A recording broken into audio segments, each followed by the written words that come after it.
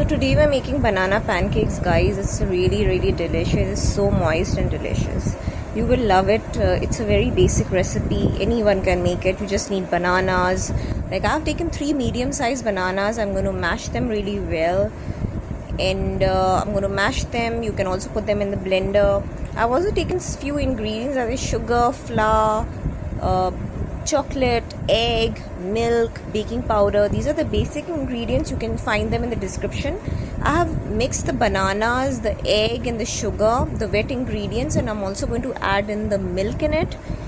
So I'm going to separate, going to keep the wet ingredients and the dry ingredients separately. This is the dry ingredients. In the dry ingredients I've added 1 cup of flour, 1.5 teaspoon of baking powder, and a pinch of salt. So I'm going to now mix it in the wet mixture. As you can see, I've added the flour mixture into the wet mixture of the egg and the bananas and the sugar.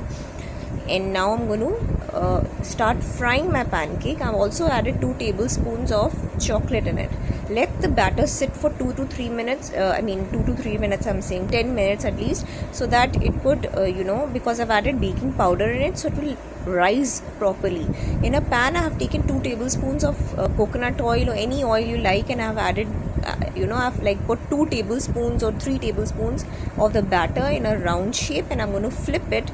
You can see that after 2-3 minutes, you see it becomes in this color. This shows that the pancake is is cooked, right? Because the flour is raw, so you need to cook it really well. As you can see, all my pancakes are ready, and I'm able to make 8 pancakes out of this batter, and it's really delicious, guys. I've had a bite and it's so moist, it's so delicious. I didn't even put too much of sugar. I just put very less sugar. You can put maple syrup or whatever.